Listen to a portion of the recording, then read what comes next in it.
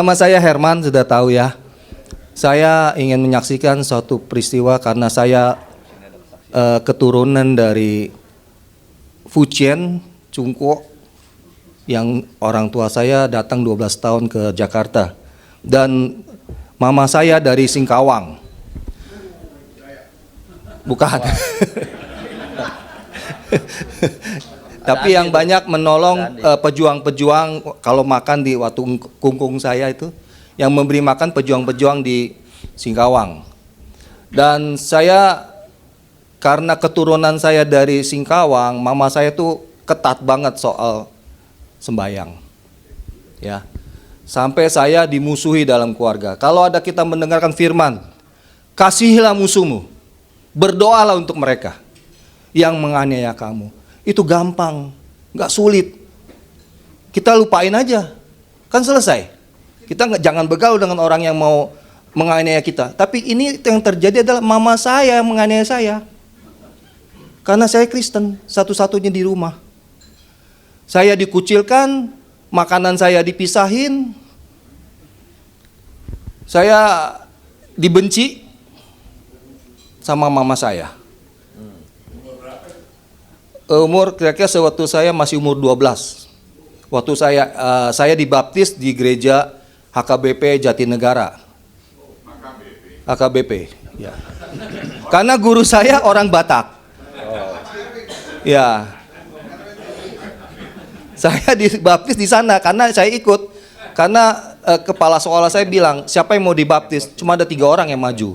Saya dengan saudara saya, sama satu lagi yang cewek. Saya bertiga dibaptis di sana. Pagi-pagi saya udah berangkat. Pulang-pulang saya dimaki-maki sama mama saya. Lu anak puhau katanya. Anak puhau katanya. Karena apa? Nanti kalau mama mati siapa yang sembayangin? Ya kan? Mama saya keras banget. Sampai saya makan pun dipisahin ya. Ini makanan lu ini aja. Yang koko saya ini.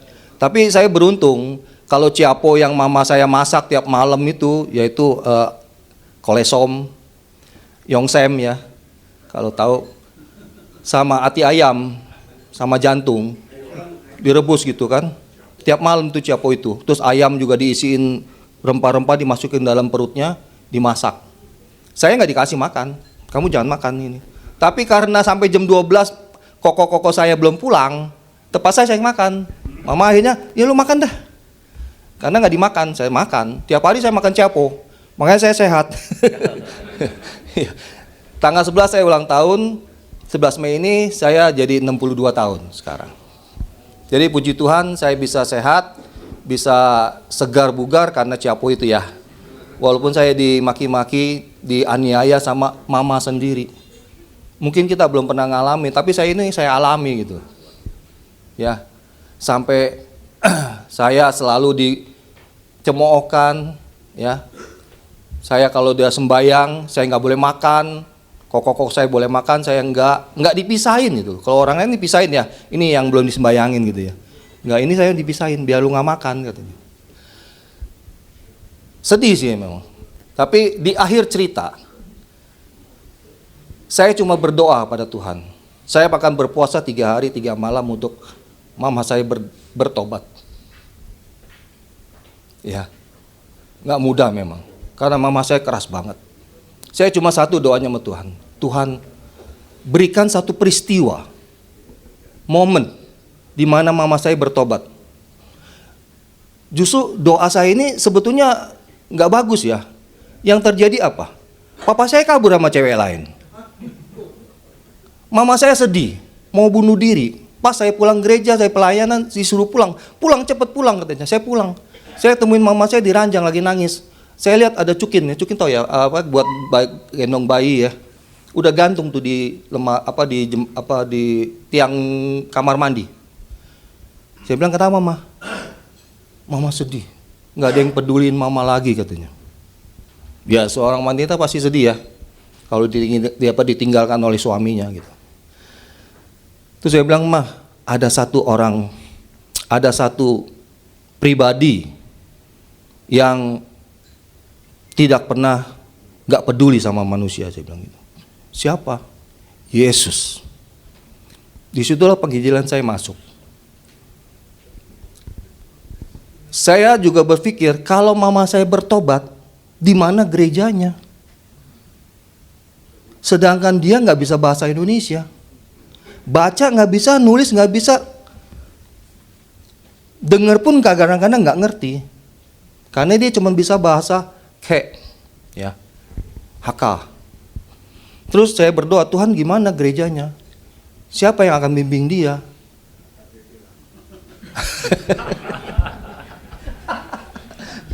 KBP lebih rusak lagi ntar jadinya, bahasan lebih parah lagi ntar, dia nggak ngerti lagi ya kan, horas aja bisanya.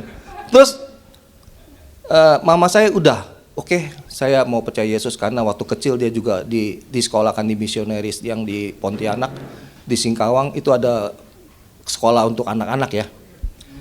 Dia kenal Yesus, dia tahu Yesus, tapi dia membuli saya karena lu percaya Yesus katanya. Tapi sekarang dia bertobat, dia bilang saya mau bertobat, saya mau kenal yang namanya pribadi itu loh, dia bilang gitu kan. Gak lama sepupunya datang lewat rumah saya.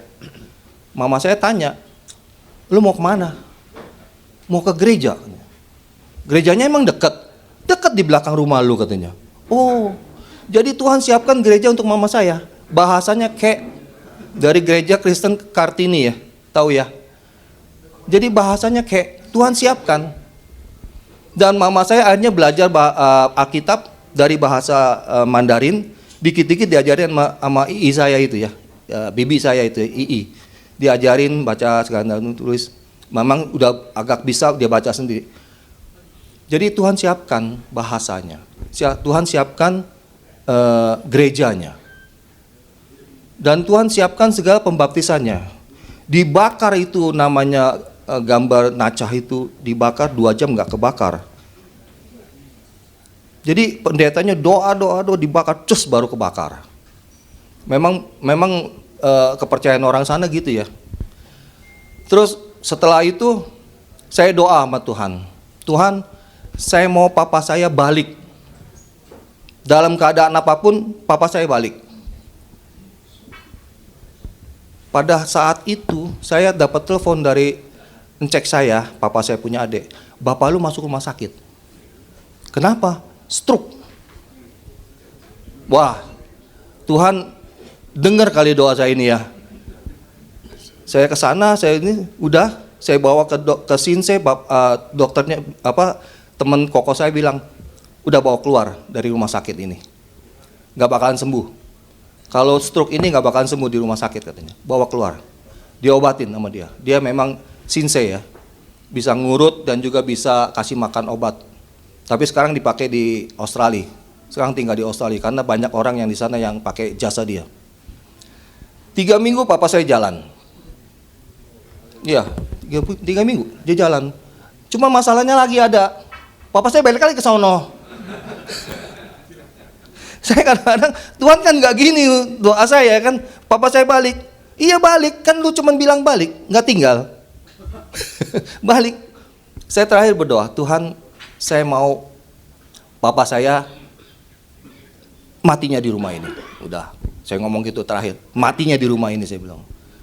Nggak berapa lama, kira-kira habis tahun 2 tahun, dia balik dengan taksi dibawa sama anak, hasil hubungan dia dengan wanita itu, dibawa masuk, udah dijelukin di tengah. Pulangin. Pulangin. Udah itu dia bilang, berapa orang yang saudara-saudara datang, dia lihat, ya udah dirawat aja. 7 hari meninggal. Karena udah komplikasi berat. Keluar darah dari kuping, dari hidung, dari mulut, semua ginjalnya kayaknya rusak. Tapi ya saya bersyukur karena Tuhan mendengar doa kita. Matinya di sini Tuhan. Kalau memang nggak bisa tinggal pulang di sini, matinya di sini aja saya bilang. Ya memang kadang-kadang kita doanya harus kayak gitu, keras ya kata orangnya. Lu terlalu keras doanya. Kalau saudara kita atau orang tua kita bahkan istri kita belum percaya, doain aja gitu. Bikin satu peristiwa bikin dia bertobat Tuhan. Ya benar. Tuhan mendengar itu dijadikan sama Tuhan. Tapi konsekuensinya harus tahu. Ya gitulah ceritanya. Konsekuensinya gitu.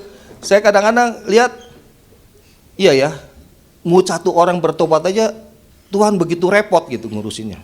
Dia siapkan gerejanya, dia siapkan bahasanya, dia siapkan semua buku-buku yang dia baca. Masalah timbul, mama saya diabetes. Kaki dipotong. Dia mau dipotong. Apa yang terjadi? Matanya udah mulai agak buram. Yang satu, yang sebelah kanan, ini 17 tahun udah tidak bisa melihat karena katarak. Dokter yang di Mangga Besar bilang, ya udah saya operasi yang kirinya dulu yang agak buram. Saya ganti dengan kristal katanya. Berapa di dok? 25 juta. Karena di rumah sakit. Udah selesai, keluar mama saya udah sembuh. Ya yang satu lagi mau sembuh nggak katanya. Ditawarin sama dokter itu. Dokter itu bilang, kalau mau sembuh datang ke rumah sakit saya di Keramat Jati. Di situ saya kasih gratis. Polri ya, rumah sakit Polri ya, Keramat Jati. Di sana saya kasih gratis. Bener, dijemput mama saya, dibawa ke rumah sakit. Setelah dioperasi, dibawa lagi pulang. Saya nggak tahu, keluarga nggak ada yang tahu. Dokter itu cuma telepon ke mama saya, bilang saya akan jemput. Dijemput mama saya, diobatin. Sekarang dua-duanya matanya terang. Kacamatanya pakai yang plain, yang bening. Bisa baca dia Alkitab. Jadi Tuhan siapkan seperti itu. Ya, terima kasih kiranya menjadi berkat kesaksian saya ini. Amin.